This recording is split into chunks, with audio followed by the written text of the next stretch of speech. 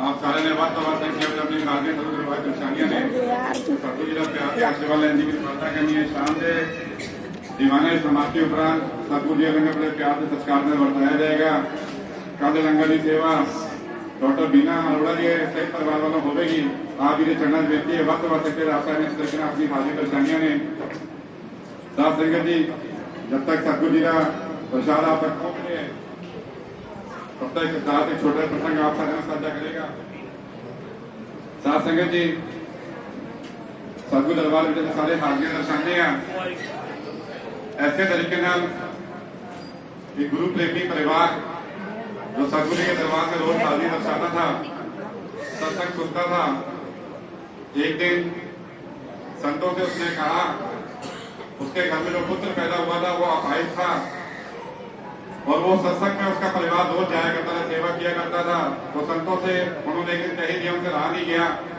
सत्संग सजा हुआ था सारी संगत बैठी हुई थी। उन्होंने कहा महाराज हमारे अंदर एक प्रश्न है जो हमसे रोका नहीं जा रहा, हम आपसे पूछना चाहते हैं। उन्होंने कहा हम जानते हैं तुम्हें क्या पूछना है फिर भी तुम पूछ लो। उन्होंने कहा महाराज हमारा परिवार आपकी भी सेवा करता है सत्संग में आता है दरबार में हाजिर दर्शाता है। उसके बाद ही मेरा बेटा अपाहिज पैदा हुआ। इसका मुझे बहुत खेद है। सत्संग में आने का सतगुरु दरबार में हाजिर बनने का क्या फायदा है। संतों ने कहा वैसे तो इसका जवाब देना मैं उचित नहीं समझता लेकिन फिर भी तुमने संगत के सामने ये सवाल पूछा है तो इसका जवाब मुझे देना पड़ेगा ताकि संगत का जो मनोबल है वो टूटे ना। संगत की जो श्रद्धा है गुरु के प्रति उस पर कोई आहत ना पहुंचे, इसलिए इस सवाल का मैं जवाब जरूर दूंगा। उन्होंने कहा तुम्हारा जो पुत्र है पिछले जन्म में ये किसान का बेटा था। इसकी माता रोज खाना बनाकर इसको दिया करती थी। अपने पिता को खेतों में जाकर ये खाना देकर आओ। वो रोज अपने पिता को खाना देकर आता था, उससे पहले खाना खा के जाया करता था। एक दिन उसकी माता ने उसको खाना दिया, खाने के लिए थाली में डाल दिया, उसे कहा खाना खाकर अपने पिता को खाना देकर आओ। वो पुत्र उसका खाना खाते खाते बाहर के लिए मित्र से बात करने के लिए चला गया। थाली में वो खाना सजा हुआ था। इतने में एक कुत्ता अंदर आया। उस कुत्ते ने आकर थाली में मुंह मार दिया और वो खाना खाने लगा। साथ संगत जी संतों ने बताया कि जब वो कुत्ता खाना खाने लगा वो खाना झूठा हो चुका था। उसके पुत्र ने क्रोध में आकर कुछ भी सोचा नहीं और उस कुत्ते के ऊपर उसकी टांगों पर एक लोहे की रॉड से प्रहार कर दिया। उस कुत्ते की जो दोनों टांगे थी वो बेकार हो गई। जब तक वो जिंदगी जिया घसीट घसीट कर रहा।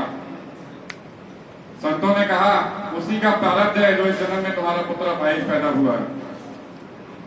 लेकिन तुम्हारी किस्मत में ये पुत्र भी नहीं था।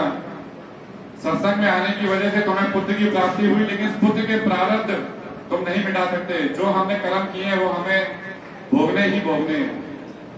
जो हम करते हैं उसका फल हमें मिलता ही मिलता है। संतों ने कहा ये कहना बिल्कुल भी उचित नहीं है कि सतगुरु दरबार में हम हाजिर दर्शा रहे हैं सत्संग में आ रहे हैं तो हमें इसका कोई फायदा नहीं मिल रहा। परमात्मा सूली का सूल बना देता है। साथ संगत जी सूली फांसी जो फांसी चढ़ने वाली होती है उसको भी एक कांटे के रूप में तब्दील कर देता है। आज समा नहीं है, कलदास आपके साथ साझा करेगा। आप सारों से विनती है हाथ जोड़ के आपसे विनती ये है कि सतगुरु दरबार में आप सारों सबने बस से बस संख्या अपनी हाजिरी दर्शानी है। साथ संगत जी कल भी पैसा भाई इंद्रजीत सिंह जी आप सारे सतगुरु दरबार में अपने कथा विचार द्वारा सतगुरु जी चढ़ना जोड़ेंगे। आप सारे ने वक्त संख्या अपनी हाजिरी दर्शा के सतगुरु प्यार ने सरकार लेने की कृपालता करनी है। सतगुरु जी लंगर तैयार है बट सरकार ने छक्कर की कृपालता करनी है। बुढ़ा चुका दी क्षमा प्रवान करते हुए वाहिगुरू जी का खालसा वाहिगुरू जी की फतेह।